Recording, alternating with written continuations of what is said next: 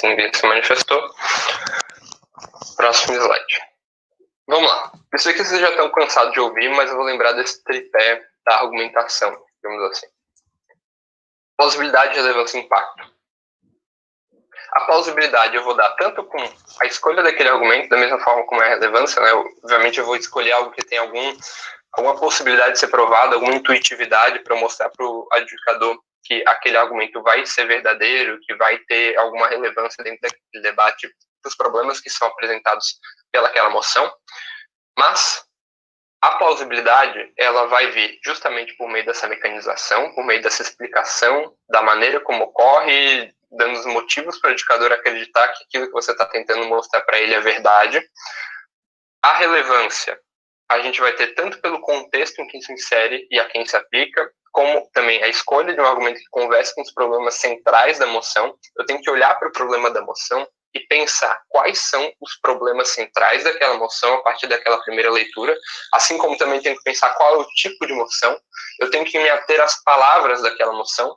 Uma moção com a palavra "esta casa lamenta" é completamente de uma moção em que está escrito "esta casa proibiria". São ônus diferentes das diferentes bancadas, são coisas diferentes que você precisa provar para cada uma dessas moções, e cada uma dessas bancadas tem papéis diferentes dentro dessas moções, e a sua argumentação tem que, em primeiro momento, se adequar ao que pede essa moção e ao tipo de moção que está em questão, assim como é uma moção moral, uma moção política, todas elas são moções que te pedem funções diferentes e têm ônus diferentes dentro daquele debate. Então, eu tenho que primeiro ter essa postura de entender e escolher uma argumentação que se adeque a isso, a esses problemas centrais. Importante, não percam tempo com o argumento subsidiário. Então, assim, vocês vão fazer a chuva de ideia de vocês. Deixa eu só tirar do vibrador aqui o celular. Vocês vão, no prep time, fazer aquela chuva de ideias, colocar os argumentos que vocês imaginam que é relevante com base nessa postura de olhar para a centralidade do debate. E quando vocês vão estar discutindo esses argumentos, ou até escolhendo quais argumentos vocês vão utilizar para construir o caso de vocês não precisam se ater a argumentos que vocês sabem que são subsidiários, porque isso é perda de tempo. Você tem 7 minutos dentro de um debate que você tem que utilizar para conseguir construir um bom caso, engajar com os outros casos que estão em embate, nos principais embates dentro daquele debate, e aquele seu caso ele tem que estar conversando com os problemas centrais da moção. Uma postura que ajuda muito, principalmente nas primeiras bancadas, é como se fosse uma régua, digamos assim, para você medir, é você olhar para o argumento e pensar, esse argumento ganha o debate? Começa assim nas primeiras bancadas, principalmente. Esse argumento ganha o debate? Até então, você não teve debate dentro das primeiras bancadas com tantas falas até agora, com tanta apresentação de material construtivo. Então, a primeira coisa que você faz é justamente perguntar sobre isso. Né? Qual caso ganha o debate? Qual caso tem potencial para ganhar este debate? Responde os problemas centrais da moção. E a partir dessa escolha desse argumento, que você não precisa perder tempo com o subsidiário, você vai escolher e vai começar a mecanização, vai começar a argumentação, a construção do seu caso de modo geral. Depois disso, o impacto. Quais atores são atingidos e de que forma eles são atingidos. Beleza? Alguém tem alguma pergunta? Eu vou entender que o chat vazio significa não. Vamos lá. Plausibilidade e mecanização. Primeiro, provar que a premissa é verdadeira, e depois que é relevante e impactante. Primeiro, eu tenho que mostrar para o adjudicador que aquilo que eu estou colocando como premissa vai acontecer, ou é real, é verdadeiro, e depois eu vou mostrar para ele que isso tem relevância. Um erro que também não pode ser cometido é ficar só provando a plausibilidade sem provar a relevância e impacto. Deve ter um equilíbrio entre essas diferentes provas e a maneira como você distribui isso dentro da sua argumentação. Você tem que provar todos esses elementos para ter um caso que seja competitivo dentro de um debate, né? Que você consiga engajar também ele com os outros casos que foram apresentados, que você tem um material que possa ser acreditado pelo adjudicador. Então, você precisa mostrar essa plausibilidade, depois mostrar também e explicar de que forma que é relevante dentro do contexto do debate e para quem ele impacta. Novamente, é importante notar, que o juiz, o adjudicador, ele está esperando você dar bons motivos para ele acreditar no que você tem a dizer.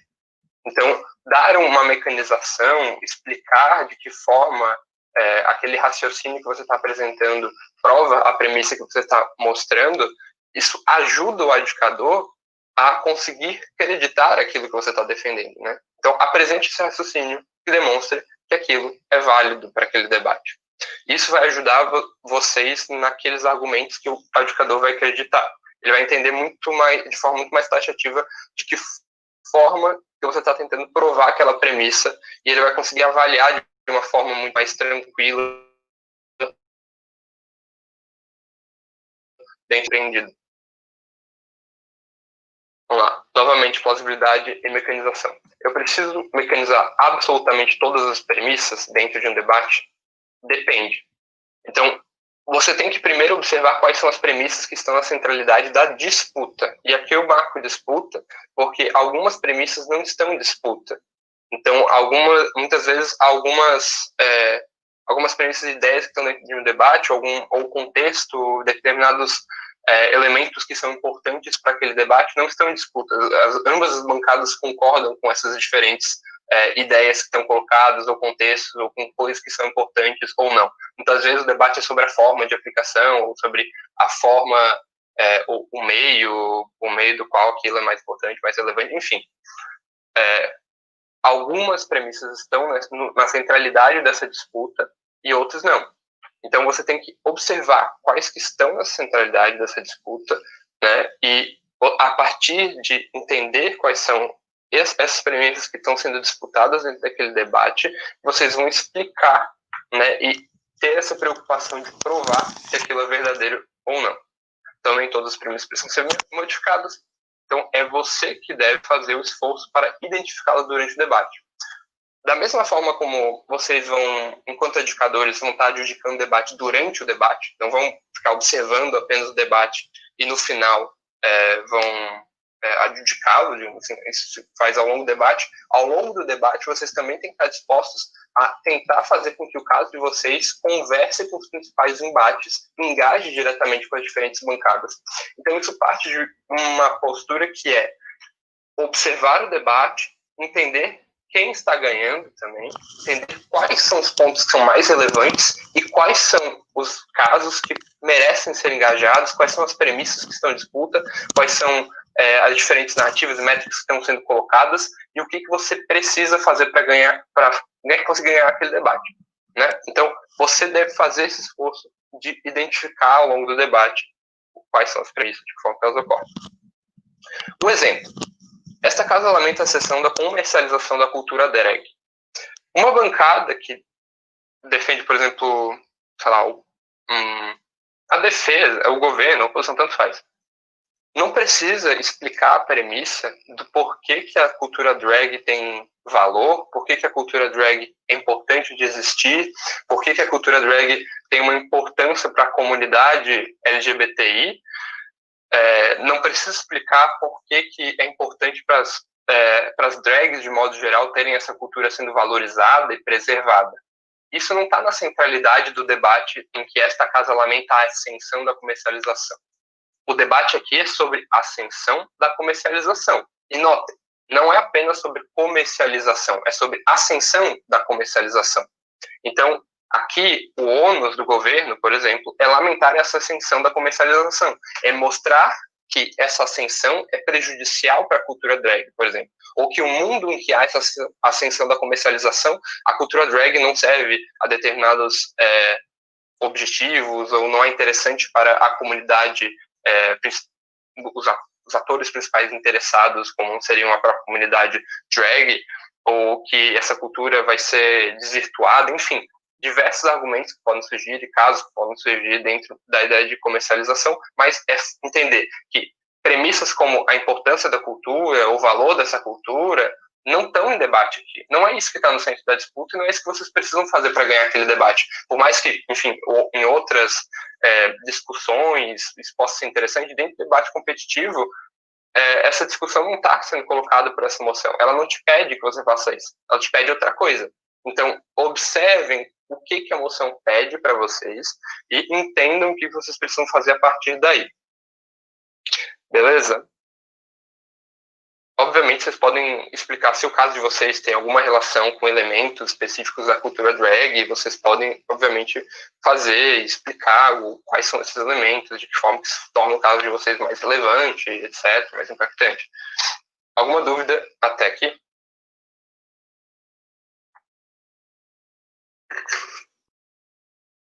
Tá. Perguntas guias. Novamente, essas perguntas são diretamente baseadas no que o Rubem Sanches falou na capacitação dele do IBD, em espanhol lá no canal do IBD. Então, algumas perguntas que podem ajudar vocês a se nortear quando vocês forem mecanizar um argumento. Primeiro, quais são os incentivos dos atores? Pensem, quais são os diferentes grupos que fazem parte daquele debate?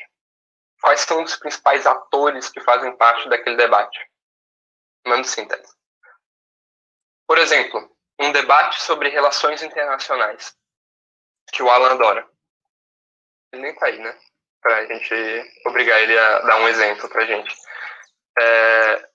Se ele tiver, já se manifesta. Mas quais são os incentivos daqueles atores? Para um debate de relações internacionais, algo muito central para você entender na argumentação e dentro daquele debate é quais são os incentivos dos diferentes estados dentro do contexto das relações internacionais, dentro do contexto daquele problema, por exemplo, contexto de guerra. Estados diferentes têm incentivos diferentes, esses atores diferentes têm incentivos diferentes.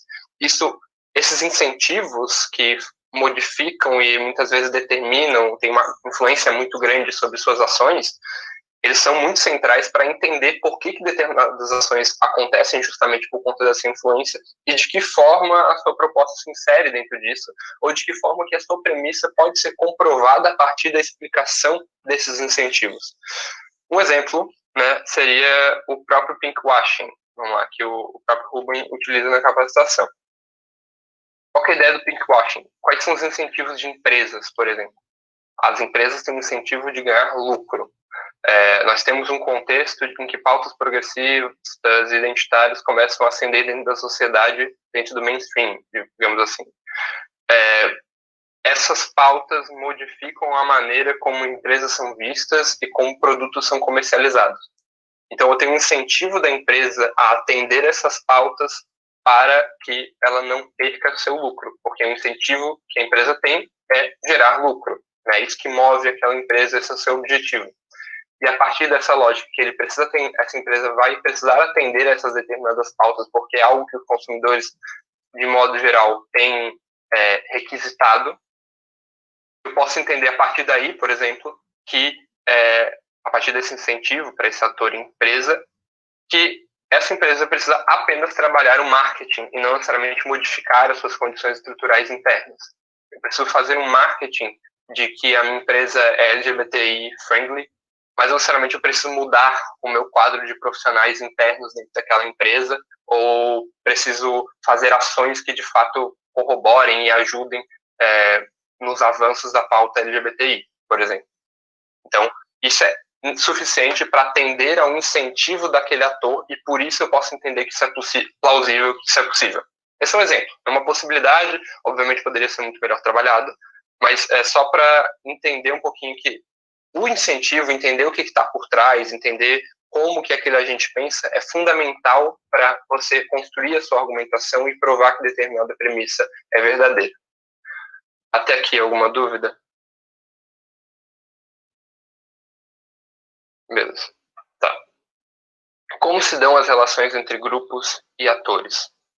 Então, entenda quais são os atores de determinado debate, sei lá, Estado, empresa, seja o que for, e os diferentes grupos, LGBT, comunidade negra.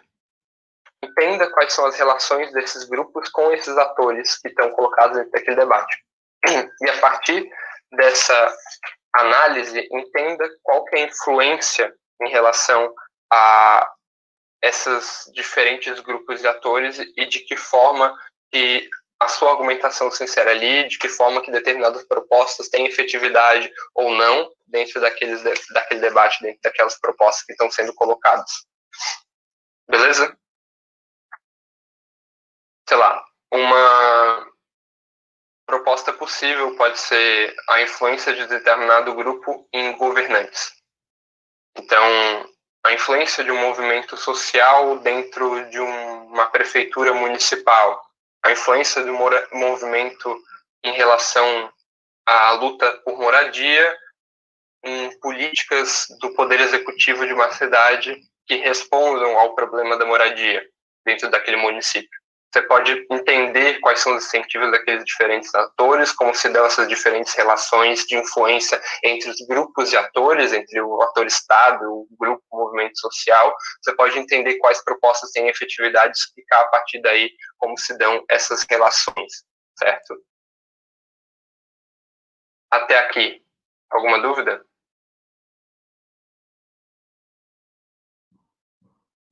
Beleza. Como funciona a mente dos atores? Essa daqui é uma pergunta para vocês fazerem toda vez que vocês tiverem uma moção de ator. Quais são as moções de atores? Esta casa, enquanto determinado ator, enquanto Donald Trump, enquanto governo Bolsonaro, enquanto Jair Bolsonaro, são todas moções que pedem para que você entre na mente daquele ator.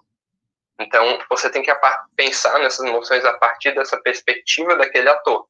Para você entender melhor ou conseguir desenvolver melhor a argumentação nesse debate de agente, você precisa se perguntar como funciona a mente dos atores, de que forma que aquele ator é incentivado, o que motiva ele, o que está dentro daquela psique, quais são os objetivos daquele ator de modo geral. Sei lá, se é o Jair Bolsonaro, ele quer para pautas conservadoras, pautas de direita, e são essas as pautas que motivam esse ator Jair Bolsonaro dentro daquele contexto, no contexto de debate em que você pode estar inserindo ele, por exemplo. Da mesma forma como seria um Donald Trump, da mesma forma como seria um Haddad ou um Boulos. Todos eles têm incentivos diferentes e têm uma mente que funcionaria de maneira diferente, e a função de vocês é pensar a partir desse funcionamento em como que vocês vão elaborar a argumentação de vocês, que vocês vão provar, e de que forma que vocês vão deixar isso mais plausível também. Outra coisa é, que fatores que são determinantes, né? O que acontece dentro daquele contexto, dentro do contexto daquele debate, que faz com que aquilo que ocorre, aquele problema que ocorre dentro daquele debate exista. Isso pode funcionar tanto, sei lá, se você for pensar na greve dos caminhoneiros, qual que é o contexto que justifica que aquela greve tenha acontecido? Ou melhor, quais foram os fatores que foram determinantes para que aquele movimento existisse? Quais foram os fatores que foram determinantes para, sei lá, um impeachment acontecesse? Quais são os fatores que são determinantes dentro do contexto social, político, econômico, e fazem com que eu entenda que existe uma guerra em determinado local, ou por que existe uma guerra em determinado local? Pense em quais são esses fatores e como trabalhar a sua argumentação com base nesses fatores, de que forma que você pode engajar com esse contexto social, político, econômico, etc., que está sendo trabalhado e que está sendo central dentro daquele debate. Esses fatores são muito importantes para vocês entenderem e trabalharem a argumentação. Outra coisa que é muito importante também é essa última pergunta, que é quem controla a narrativa. Vamos supor que nós estamos em um estado ditatorial. Quem controla a narrativa, quem tem o poder do Estado e tem o poder sobre também a imprensa e sobre a maneira como as pessoas são influenciadas. Essa é a pessoa que tem o poder suficiente para influenciar a maneira como a narrativa é apresentada para as pessoas, influenciar de modo geral também quais são as possíveis interpretações que as pessoas podem ter e conclusões que podem ter a partir dessa narrativa que é apresentada enquanto verdade. Um outro exemplo pode ser qualquer questão política que envolva, por exemplo, o interesse da mídia ou da mídia hegemônica. A mídia tem um controle muito grande da narrativa, por mais que isso possa ser disputável em debate, enfim, redes sociais, outros meios de comunicação, mas a mídia hegemônica, os principais canais de comunicação têm uma influência muito grande sobre as pessoas, uma capacidade de apresentar a sua narrativa de forma muito... que tenha uma abrangência muito grande e uma capacidade de que essa narrativa tenha um impacto muito grande na opinião pública, por exemplo, que pode modificar ações concretas do ponto de vista político, econômico e social, pode modificar a maneira como as pessoas veem determinada situação. Então, saber quem controla a narrativa é importante para entender de que forma que aquelas situações que estão sendo trabalhadas nesse debate ou no contexto social ocorrem, quem controla a narrativa, pode ser também saber quem controla, entender quem controla a narrativa, pode ser uma maneira também de vocês trabalharem a argumentação de vocês ou entenderem melhor como que funciona aquele debate. Até aqui alguma pergunta?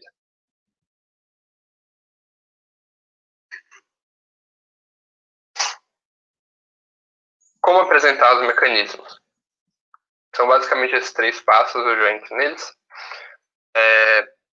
A lista. Série de raciocínios por meio dos quais eu provo que algo ocorre. Aqui eu quero focar muito nessa parte de eu provo que isso ocorre. E aqui a gente entra um pouco melhor, só para fazer um flagging para todo mundo que está ainda um pouco dormindo. Aqui a gente vai começar a entender um pouquinho melhor como que se desenvolve uma mecanização, tá? Série de raciocínios por meio dos quais eu provo que algo ocorre. E eu boto a palavra provo.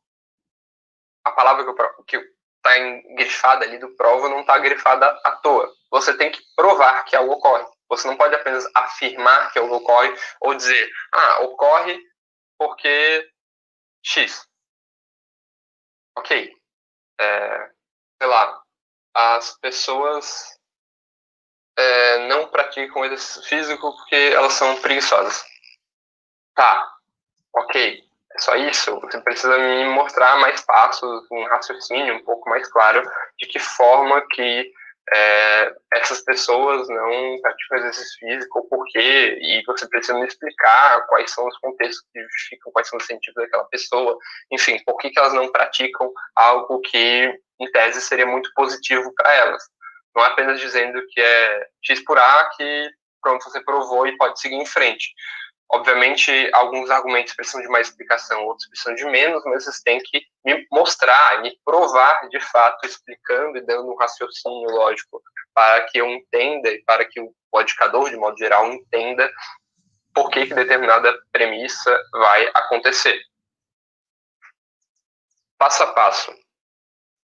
Daí, só uma coisa antes. A lista pode ser, por exemplo, você pode apresentar a sua premissa e dizer que você vai trazer determinados mecanismos, né? Sei lá, um mecanismo psicológico, um mecanismo que é de interação social, por exemplo, mecanismo de controle de poder, de política pública, enfim, de que forma que a política pública vai atingir pessoas, enfim. Existem formas de mecanizar argumentos diferentes que ajudam você a dar essa possibilidade de provar que aquilo acontece. O passo a passo, ele está mais relacionado agora com esse ponto 2, a como que é a mecanização em si. Então, como que você organiza a mecanização? É por meio de uma cadeia de consequências. O exemplo que o Ruben usa é o chocolate. O chocolate faz as pessoas felizes. O chocolate, quando você come chocolate, ele libera dopamina. A dopamina faz com que você tenha menos cansaço. E você, além de fazer com que você tenha menos cansaço, ela faz com que você tenha uma maior felicidade. O chocolate libera dopamina. Então, se o chocolate libera dopamina e ela diminui o cansaço, ela aumenta a sua felicidade. Então, a partir dessa ideia, né, se eu como chocolate, eu libero dopamina, eu tenho mais felicidade. Eu tenho um encadeamento, eu tenho uma cadeia de consequências. Eu mostro por A mais B por que determinada coisa acontece, de que forma que isso acontece. E eu posso explicar um pouco mais. Por que dopamina é realmente importante para a felicidade? O nosso cérebro, ele atua com base em substâncias químicas que são liberadas, a dopamina é uma delas, a dopamina tem uma influência importante em relação a esse aumento da felicidade das pessoas, e a partir desse aumento de felicidade, a partir dessa liberação de dopamina, eu consigo ter esse aumento de felicidade que é trazido justamente por esse chocolate. eu posso colocar um contexto em que aquilo se apresenta como mais relevante, de que forma que isso realmente vai ser aplicado para aumentar a felicidade das pessoas com base no chocolate. Aqui eu poderia, daí já passando para esse terceiro ponto, problema, solução, impacto, dizer qual que é o problema? O problema é que as pessoas são tristes na sociedade. Qual que é a solução? É dar chocolate para as pessoas, porque o chocolate faz com que elas sejam mais felizes a partir dessa liberação de dopamina, do mecanismo que eu apresentei. Logo, eu consigo, a partir dessa distribuição de chocolate para as pessoas que estão tristes, que são os grupos mais vulneráveis que nós temos dentro do debate, fazer com que a sociedade tenha pessoas mais felizes, pessoas menos cansadas, que conseguem interagir de forma melhor socialmente, que conseguem ser mais produtivas em seus trabalhos, em suas vidas pessoais, e a partir desse menor cansaço e maior felicidade, eu tenho uma sociedade que tem uma coisa maior, que tem um nível de felicidade maior. Um exemplo de uma cadeia problema, solução, impacto. Certo? Ok. Antes de eu ir para outro slide, que é outras mecanizações, outras antimecanização. Vocês entenderam o que é passo a passo, essa cadeia de consequências e a importância dela dentro da construção desse argumento?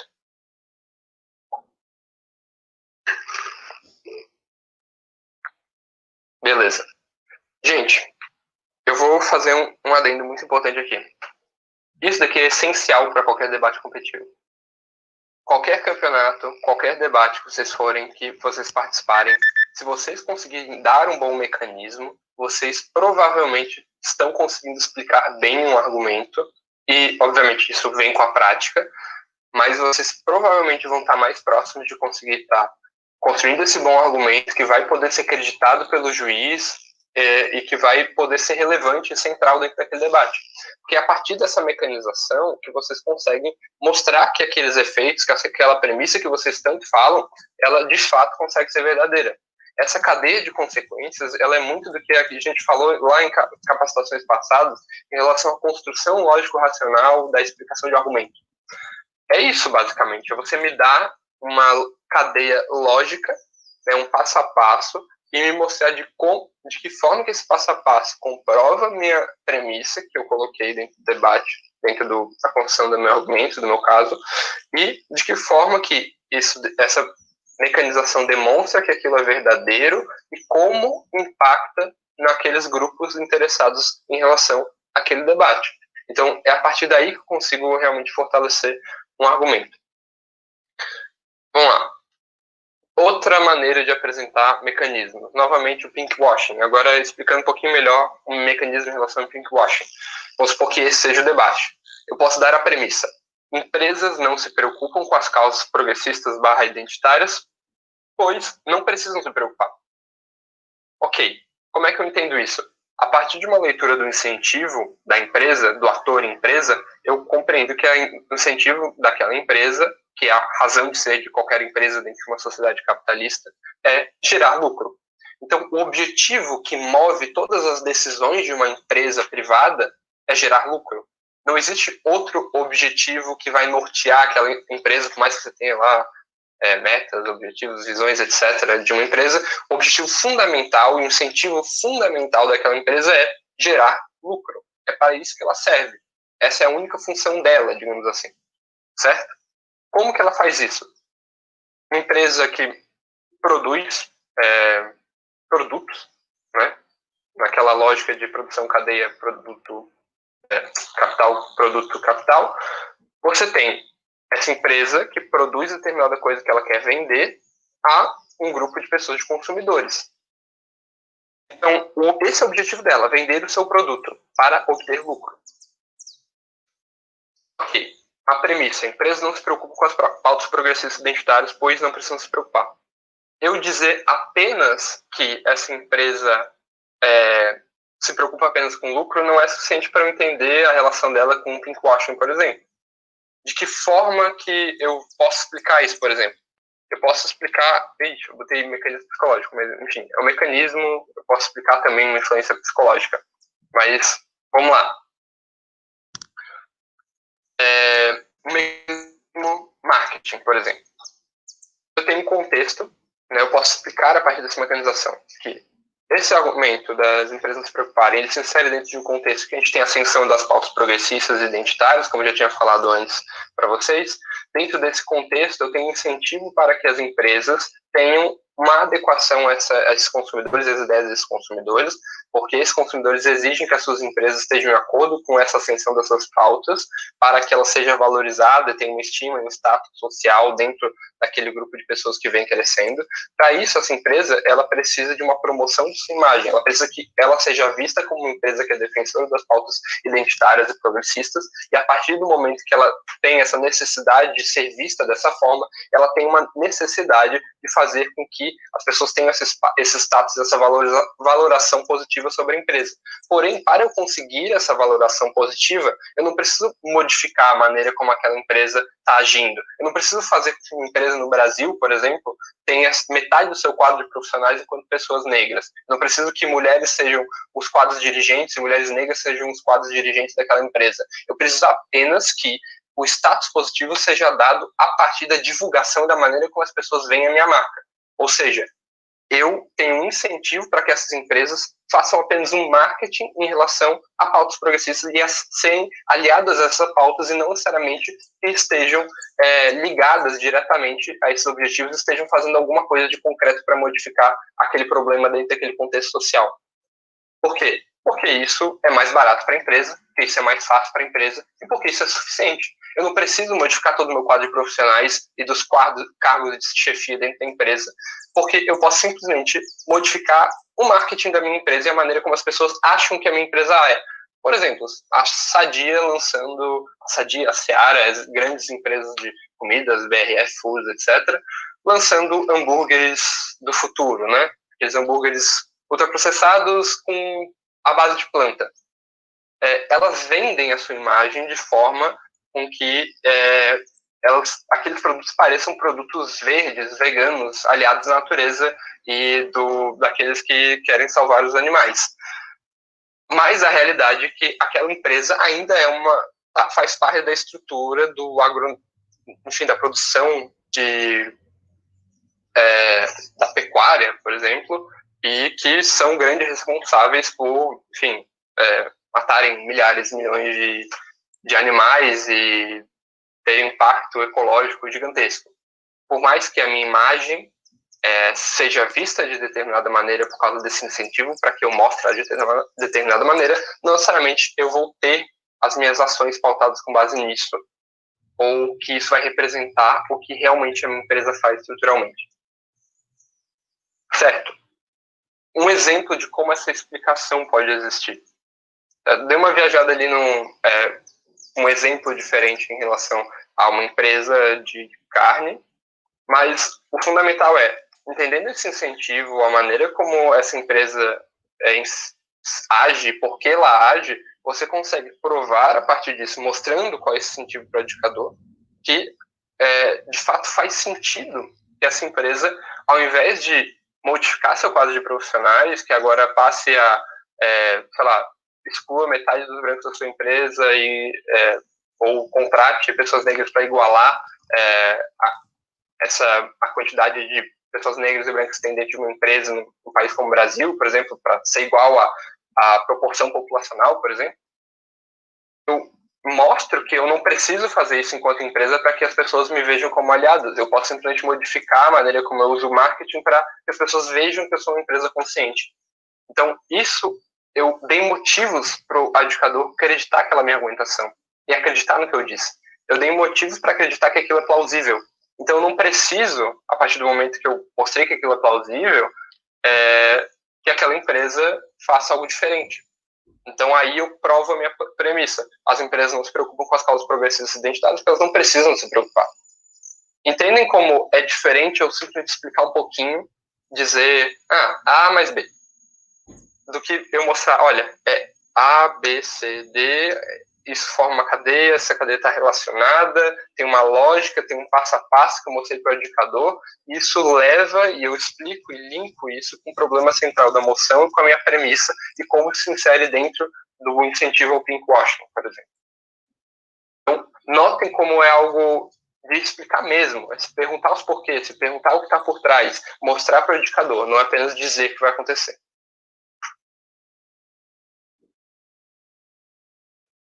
Se ninguém tiver nada, eu continuo.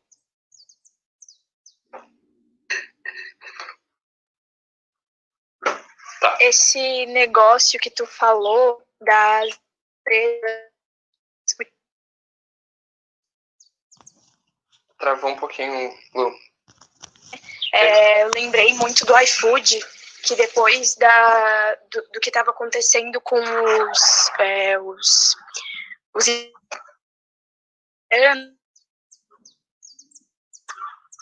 propagandas mostrando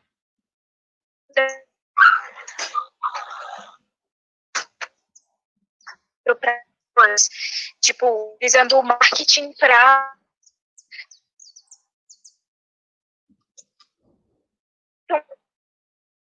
Está travando bastante teu áudio, Luísa. Se quiser escrever no chat, mas tu não entendi que tu estava comentando sobre o caso do iFood, né? Se quiser escrever no chat... Oi, desculpa, eu não ouvi, acho que falhou aqui. Travou bastante a tua voz. Não sei se tu quer falar de novo. Ah, tá, peraí, só deixa eu...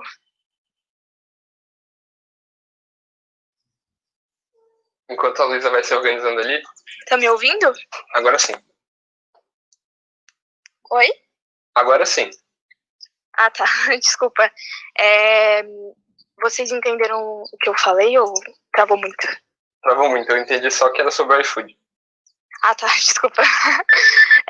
Então, eu lembrei muito do iFood, que depois dos protestos dos entregadores, eles começaram a veicular propagandas mostrando os depoimentos das pessoas, tipo, dos clientes super felizes com o serviço do iFood, mostrando coisas teoricamente emocionantes, né, para o público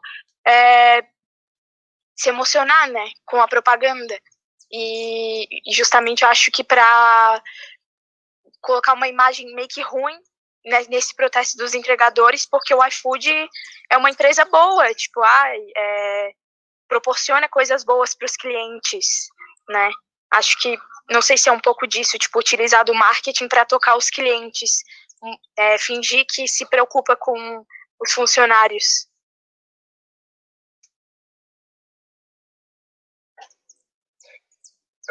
O Thales, tu quer falar alguma coisa do que tu comentou ali no chat?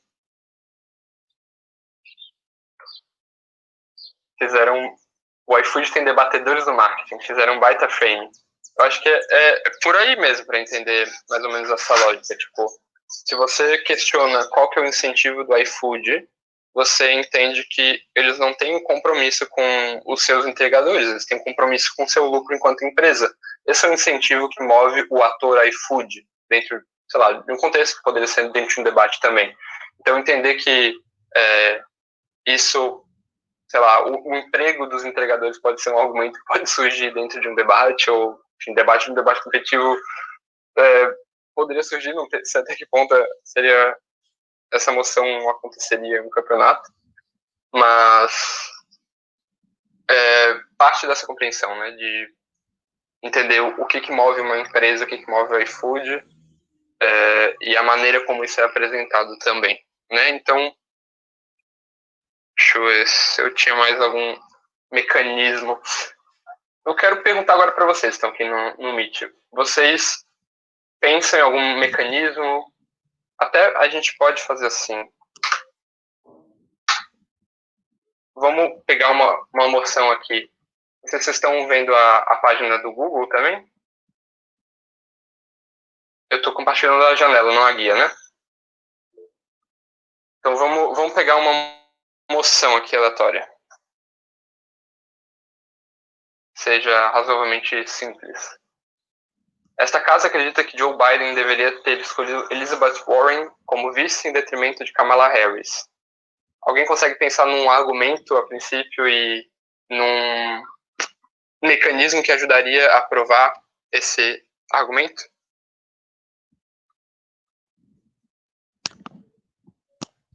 Alguém quer se aventurar? Alguém que está no chat aí?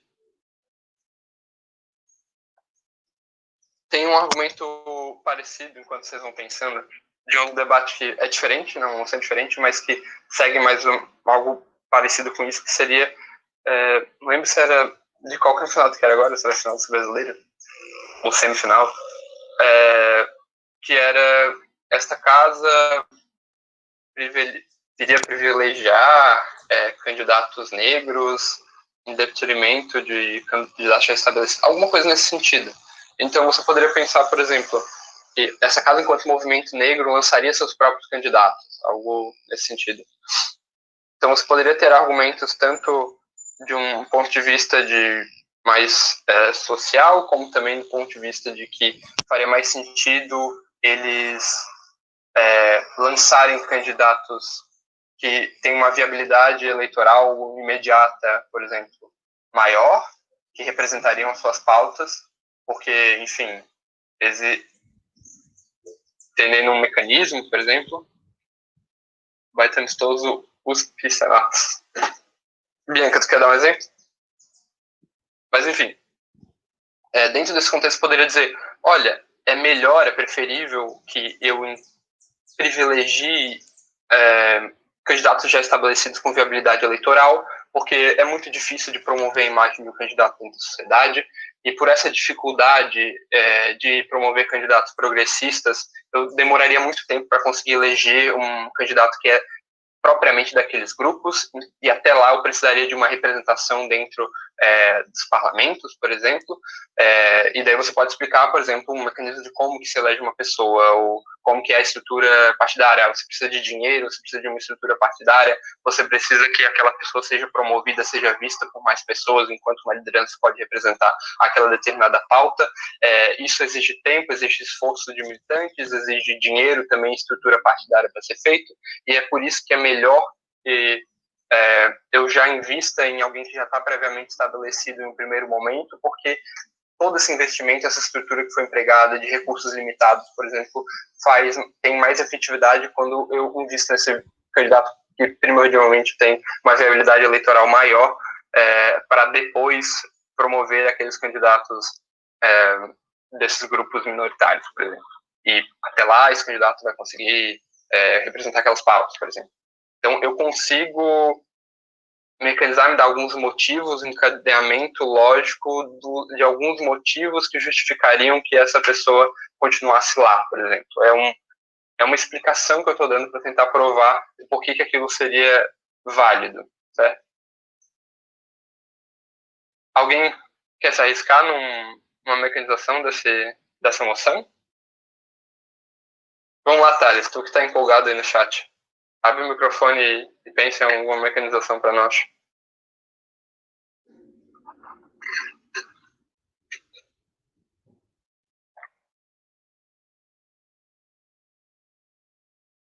E tá tendo barulho.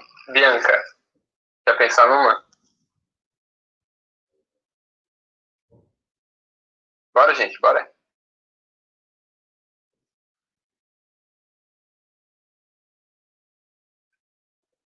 Bora engajar, povo.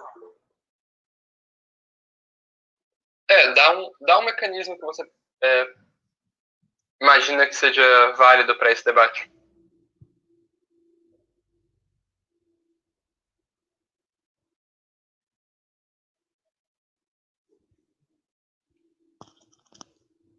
Atingir mais estados, eleitorabilidade.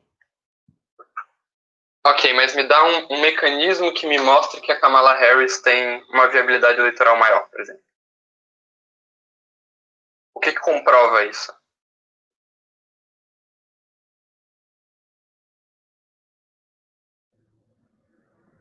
Vou dar um exemplo. Representatividade. Como explicar a influência da representatividade nos grupos? Primeiro, contexto de eleição estadunidense, por exemplo. Dentro desse contexto, a gente tem contexto de 2020 das eleições estadunidenses, em que eu tenho o movimento Black Lives Matter, eu tenho uma ascensão da pauta antirracista dentro da visibilidade de uma importância social dada pela maior parte da população estadunidense, tanto, assim, 80%, 90% da população negra estadunidense que não votaria no Trump, por exemplo, quanto também de uma população branca que se identifica com as pautas com as pautas antirracistas que estão sendo colocadas na sociedade estadunidense, que geram uma influência social muito grande.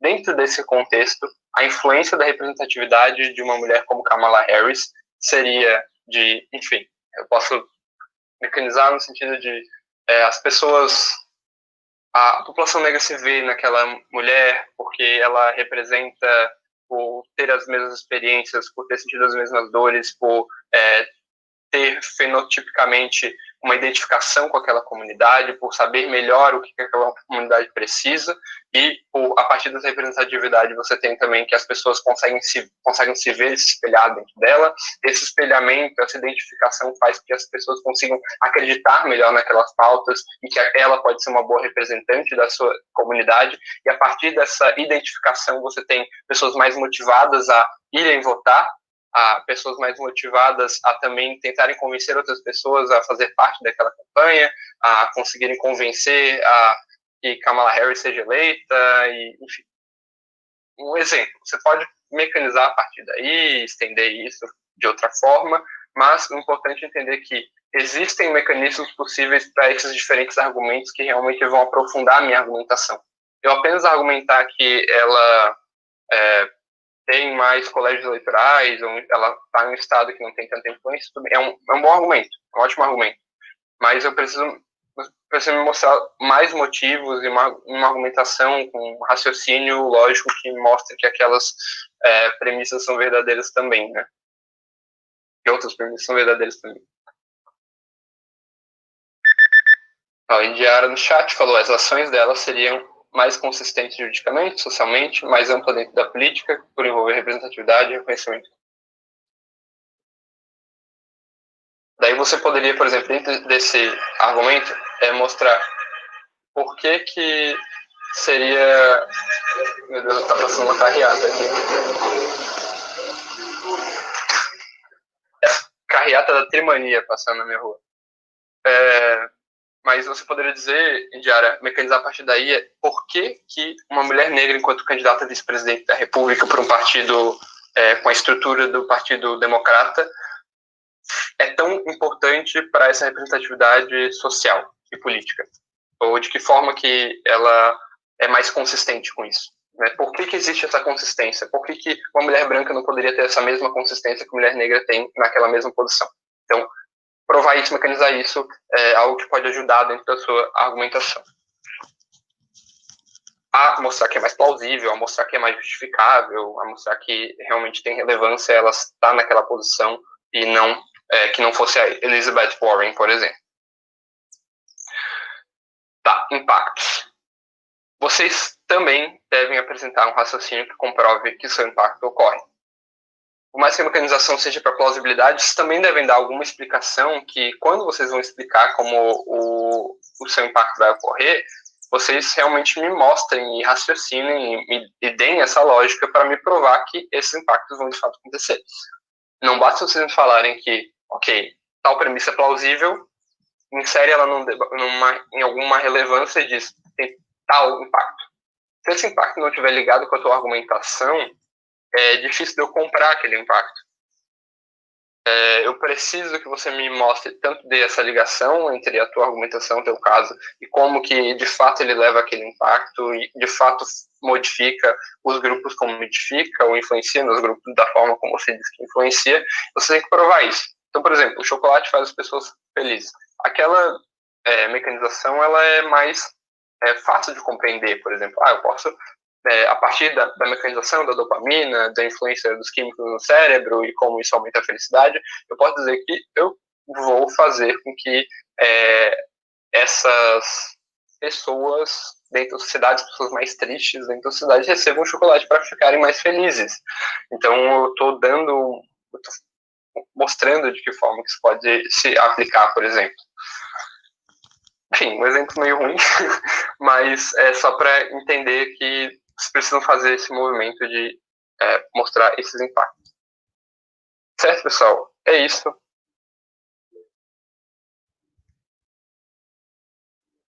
E é uma refutação possível, Bianca. Gente, alguma dúvida? Alguma coisa que não ficou clara? Alguma coisa que ficou confusa?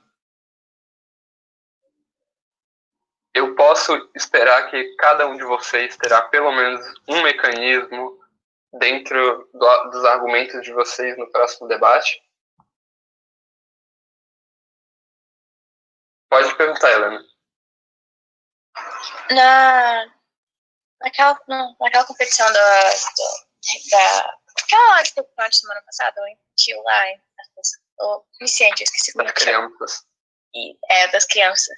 Então, o guia adjudicou na minha sala, quando ele estava dando feedback, ele disse que às vezes é melhor você escolher um argumento que não é tão forte, que não parece ser tão pesado, e trabalhar ele bem, tipo, dar bastante mecanismo para ele, do que escolher um mais impactante e não mecanizar tanto.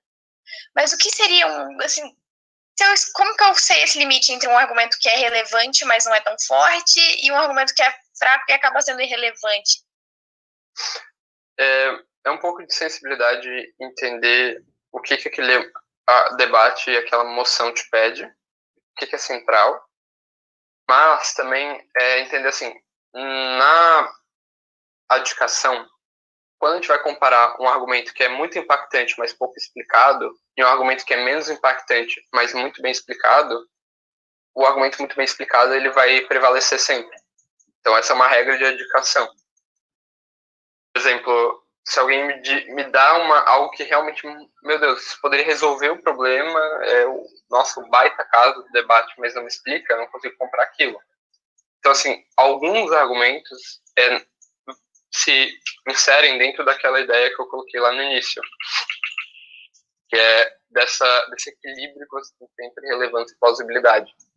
Então, não basta você ter um argumento muito relevante, você tem que explicar ele bem. E essa explicação são os motivos que o adjudicador quer para entender o que você está contribuindo para o debate. Se você olhar, por exemplo, a tabela de Speaker Point, você vai ver que os argumentos que estão dentro da moção, mesmo que sejam um pouquinho mais subsidiários, mas são argumentos bem explicados, são argumentos bem fundamentados, bem comprovados, com impactos que foram explicados também de forma taxativa, eu consigo acreditar melhor aquele argumento.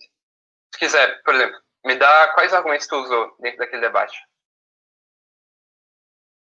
Não sei se tu lembra.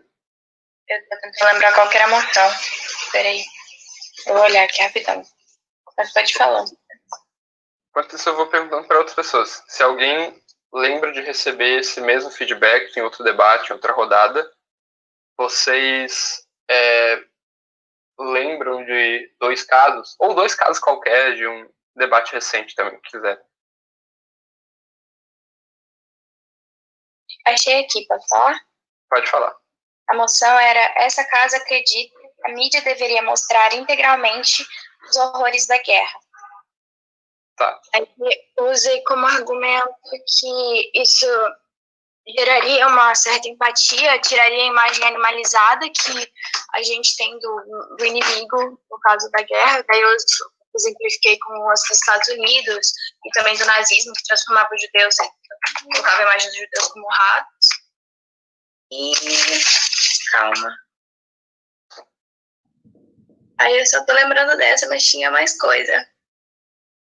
Vocês têm Solidarização com a vítima, e a população poderia ter um papel mais ativo, que é em Woodstock, ela poderia se manifestar contra e a longo prazo mudar o sistema, porque ela não votaria em pessoas que têm a premissa de bélica, que o Trump, ele ganhou por causa da belicidade, não sei o quê, então, vendo a guerra como ruim, as pessoas não votariam por presidentes que têm essa premissa de belicidade.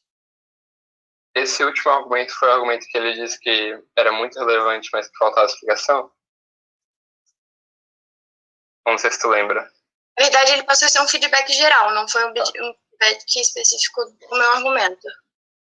Por exemplo, esse é um argumento muito relevante. Nossa, vai modificar a maneira como as pessoas elegem representantes.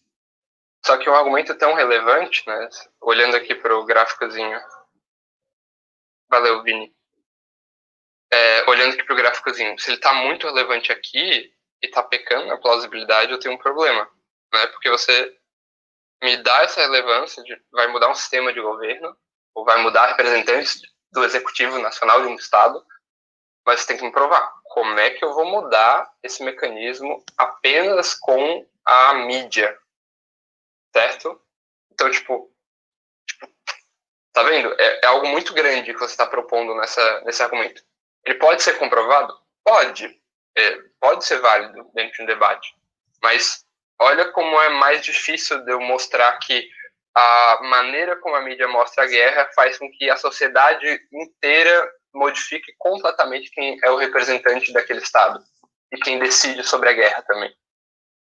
Então, às vezes, né, depende muito do debate, de como foi aquele debate também, né, cada debate é um debate, é bom você utilizar um argumento que talvez seja um pouco menos impactante, sei lá, da influência como isso pode ter para grupos de influência dentro do Congresso ou movimentos sociais, pela forma como as pessoas se sensibilizam e como mostrar os horrores da guerra faz com que as pessoas tenham mais empatia, como foi o caso do Vietnã, em que você tinha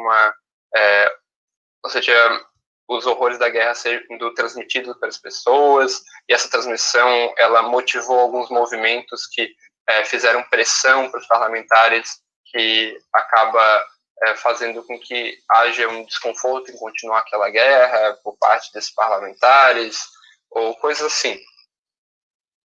Que, no fim, tem um impacto de instigar movimentos e debates e pressão, por exemplo, e se você me explicar e me der a mecanização, eu consigo entender isso. Talvez mostrando um pouquinho melhor também o impacto, mais do que eu expliquei aqui, etc. Só um exemplo, obviamente. Mas acho que, não sei se eu respondi a pergunta, mas é mais ou menos nessa ideia de, tipo, mostrar bem, me dá os motivos, sabe? Me explica por que acontece, de que forma que acontece.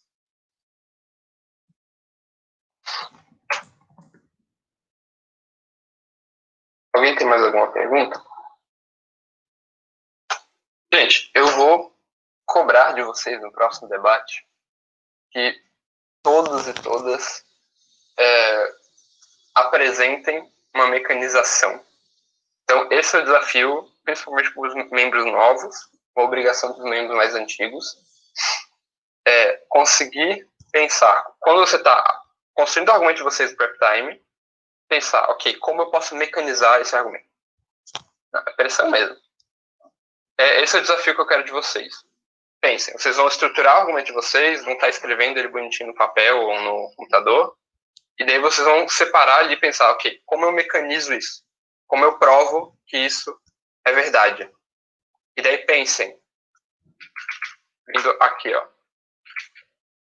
Pensem no passo a passo. Como que você cria uma cadeia de consequências para provar que aquele argumento é verdadeiro?